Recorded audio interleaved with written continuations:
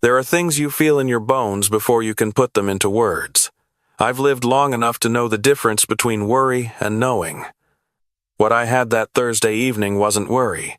It was knowing. My daughter-in-law had sent the message to my son, and he'd forwarded it to me the way he always did when he needed me to handle something he couldn't face. She'd written it the way she wrote everything clipped, impatient, like she was doing us a favor by communicating at all. Tell your father the boxes from the garage need to be gone by Saturday noon, or I'm putting them on the curb. I'm not a storage unit. My son was 3 states away for work. He called me, apologized, said he'd pay for shipping if I could just go get them. I told him not to worry about it.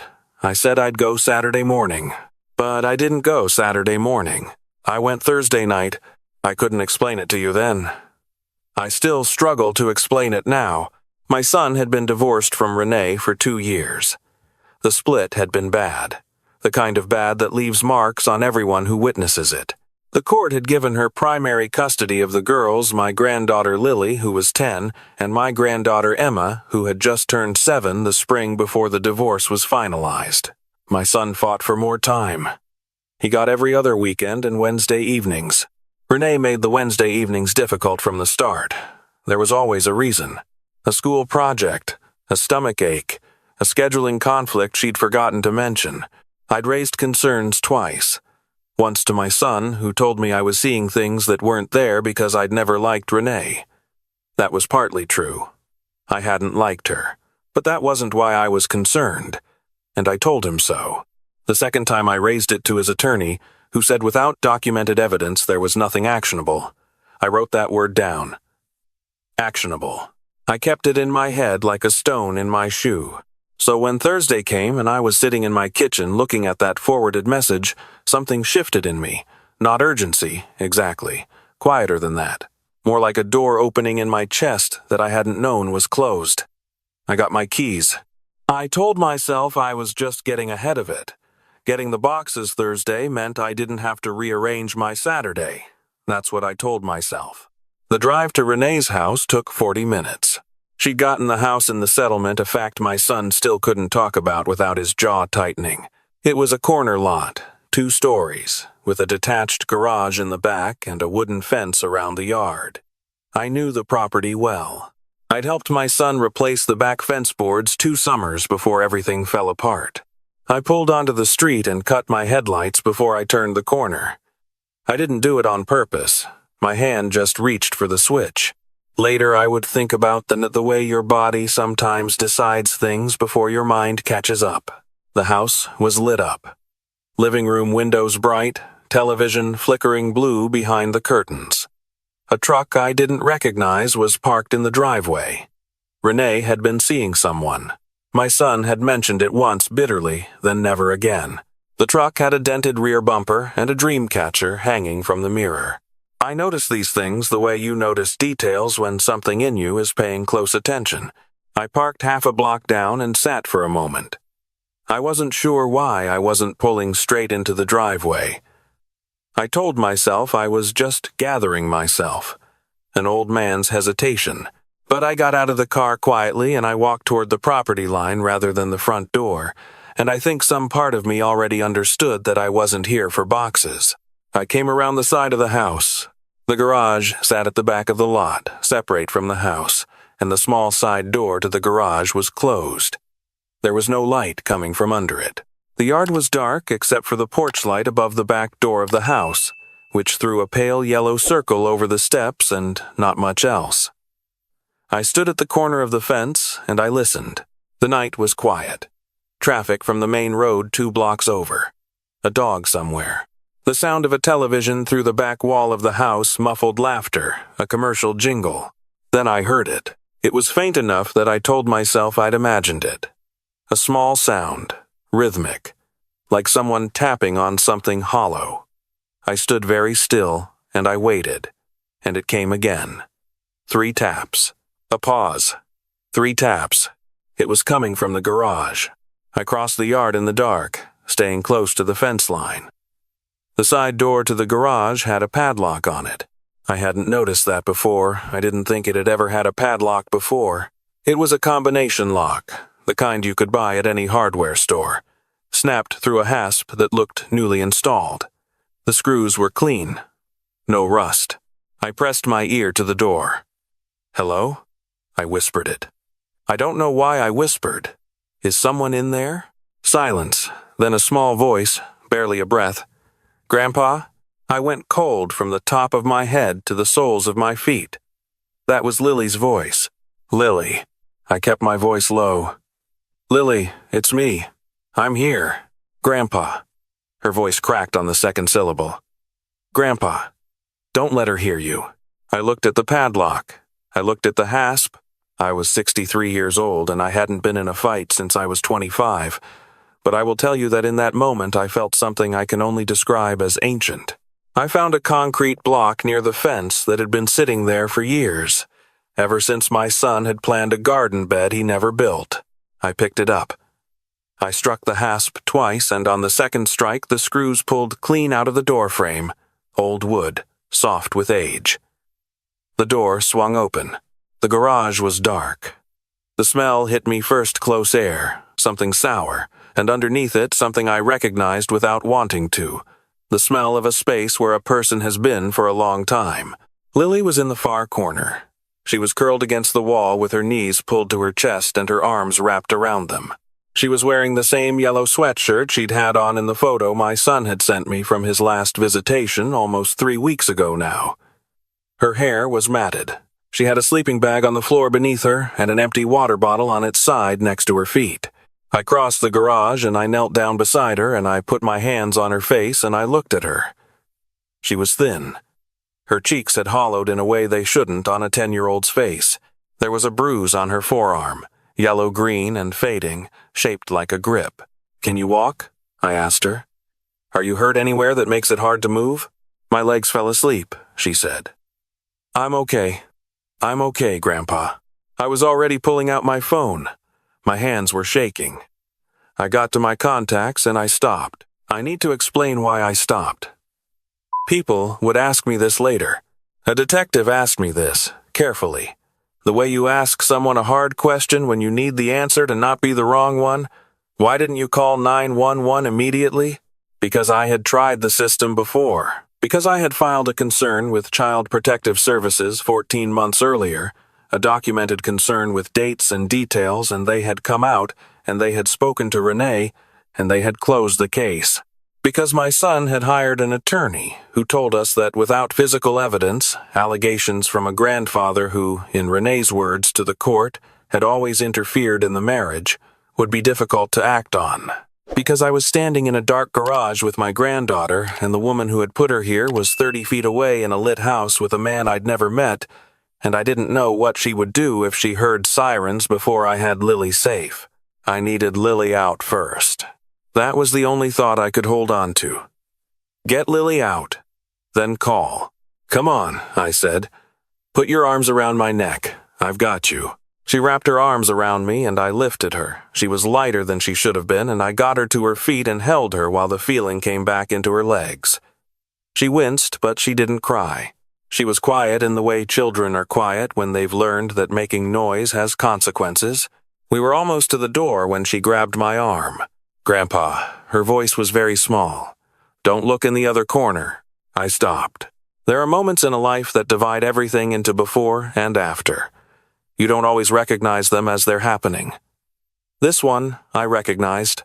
I turned back slowly, and I looked at the corner she hadn't been in. There was a small wooden crate, the kind used for produce, turned upside down. On top of it, a beer crayon, worn to a nub, pink. Beside it, a child's shoe, a sneaker, size 4 or 5, with a Velcro strap and a small butterfly printed on the side. I recognized that shoe. I had seen it before, or one exactly like it, on a child I loved. I crossed the garage. My legs felt like they belonged to someone else. I went past the crate, and I looked at the wall behind it. The wall was unpainted drywall, rough and gray. And on it, at a height that would have been just right for a small child sitting or kneeling on the floor, there were marks. Lines. Crayon lines in pink and in what had once been yellow but had faded to almost nothing. Groups of 4 vertical lines crossed with a 5th diagonal. tally marks, the way a child would have seen it done in a classroom. In a book, I counted them. 41. 41 days. Below the tally marks, scratched into the drywall with something harder, a key, maybe, or a corner of something metal, were 2 letters. E-M. Emma. My granddaughter Emma had been gone for 6 months. Renee had told my son, had told the court, that she had sent Emma to live with her sister in another state, that Emma had been struggling with behavioral issues and that a change of environment was in her best interest. The court had accepted this because Renee had produced documentation, a letter from the sister, a school enrollment confirmation. My son had asked to speak to Emma, and Renee had said Emma was going through a transition and that calls were being limited by the therapist's recommendation. My son had pushed, had gotten a brief video call in which Emma looked thin and stared at the camera and said very little. My son said she'd seemed fine, tired, but fine. Emma had not been in another state. Emma had been in this garage. I stood there in the dark with my hand against those tally marks and I couldn't breathe. Lily was behind me, and she made a sound, and I turned around. She was here, Lily said. She wasn't whispering anymore. Something had shifted in her face. Something that had been held very carefully was starting to come loose. She was here, Grandpa, for a long time. I could hear her when they brought me out here. We talked through the wall. That's the part that used to be boarded up before they fixed it. Where is your sister now, Lily? Lily looked at me for a long time. They said she got sick. They said she had a fever and it got really bad, and they had to take her to the hospital and she didn't make it. They told me not to tell. Her voice had gone flat, the way voices go when the truth has been repeated silently so many times it's worn smooth. They said nobody would believe me because I'd been bad and bad kids don't get believed. They said if I told Daddy you'd all just think I was lying to get attention. I took out my phone and I called 911. I didn't whisper this time. I told them I was at the address and I needed police and I needed them now. I told them I had a child who had been confined. I told them I had evidence of a second child who might be critically injured or deceased. I told them I was the child's grandfather and that I was staying on the line and that I was not going to be quiet about this. The dispatcher told me to stay on the line and I said yes, and I picked Lily up and I carried her out of that garage and across the yard and out through the gate to the street, where I stood under a streetlight with her face pressed into my shoulder, and I talked to the dispatcher and I watched the front of the house until I saw the lights come down the street. 3 cars. They came without sirens but with lights. An officer reached me within 30 seconds of parking and I handed him my phone and I held Lily and I pointed at the house and I said, "She's in there, and she has a man with her. And there is evidence inside that garage that you need to see before anyone has a chance to clean it." He heard me. That officer, I will say this plainly, and with my whole chest he heard me and he acted. They went into the house. I stood on the sidewalk with Lily and I waited. She had stopped shaking by then. She was just very still, the way children are when they've entered a kind of shock that comes not from fear but from the strange, unsteady feeling of being safe after a long time of being unsafe. "Is Dad coming?" she asked me. "Dad is coming," I said. "I already texted him. He's coming. Is it really over?" I pulled back and looked at her face. "Yes, baby. It's really over." They brought Renee out in handcuffs 20 minutes later. She looked at me from across the lawn with an expression I'd never seen on her face in all the years I'd known her.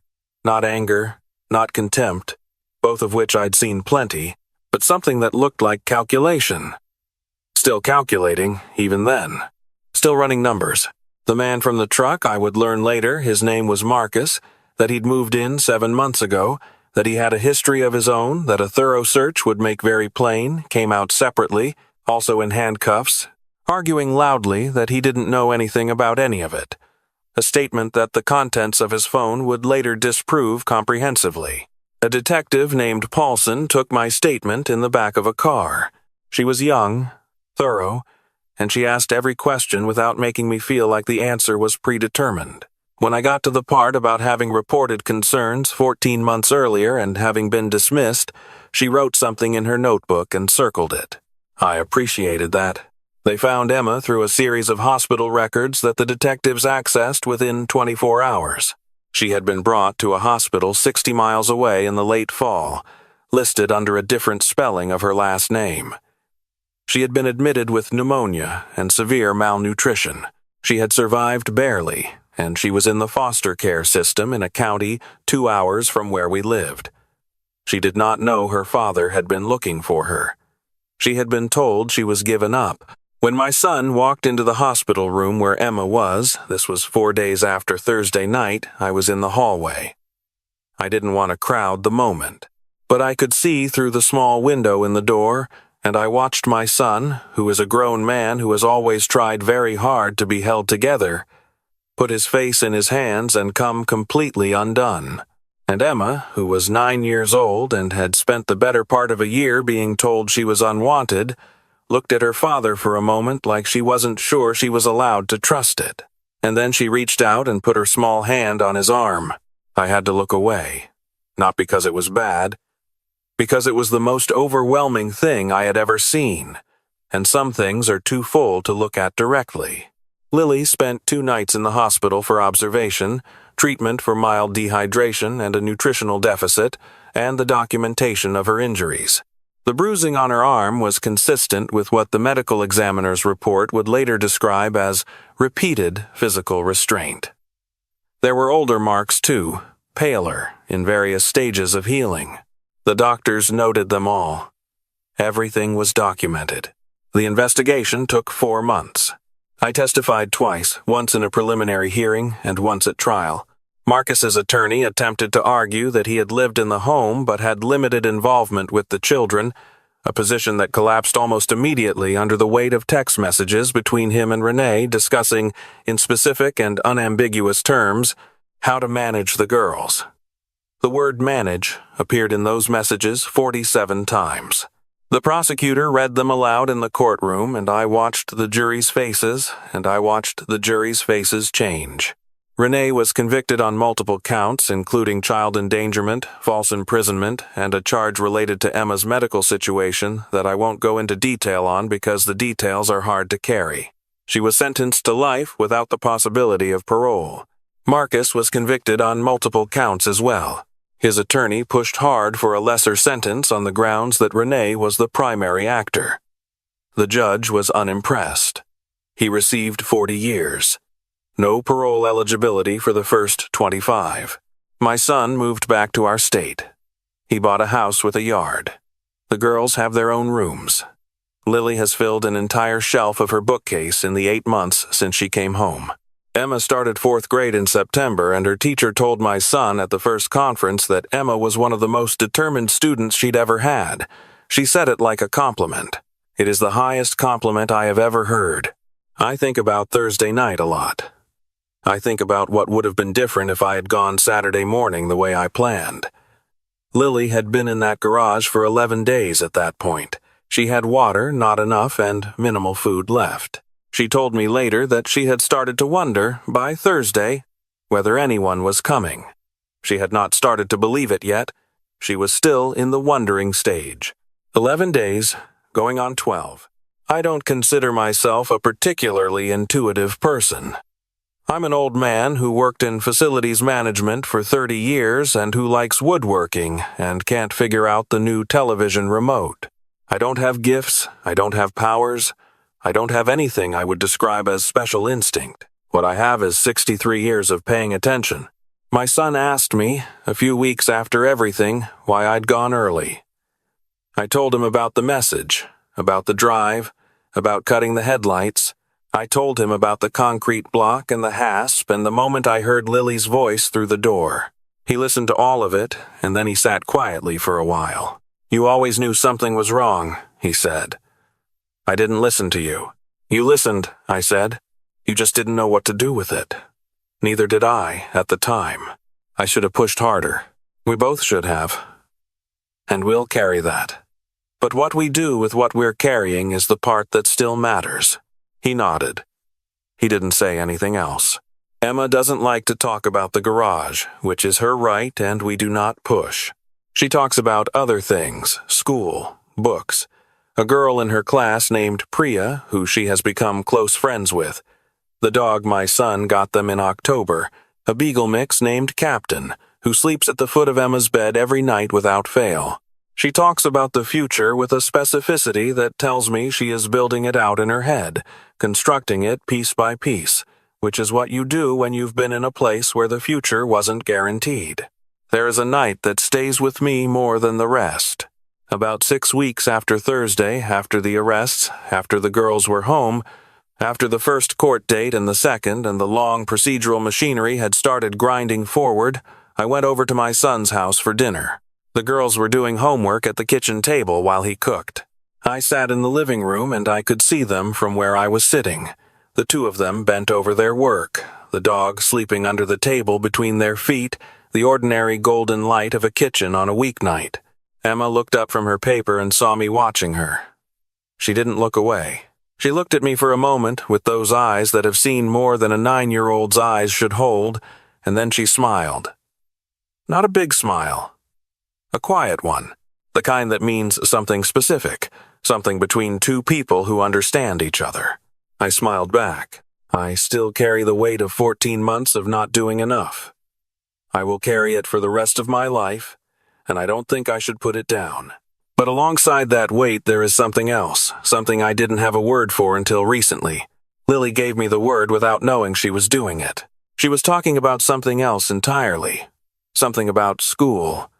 About a project that hadn't gone the way she wanted it to, and she said, with the particular pragmatism of a 10-year-old who has learned things she shouldn't have had to learn. It didn't work out, but I still tried. That has to count. That has to count. Yes, baby, it does. I drive that route sometimes, on no particular errand. The street with the corner lot. I don't stop, I just drive past. The house was sold in the preceding months. I don't know who lives there now. There's a small garden in the front yard that wasn't there before. Somebody planted it recently. Marigolds mostly. I noticed them the last time I drove by. The garage is still standing.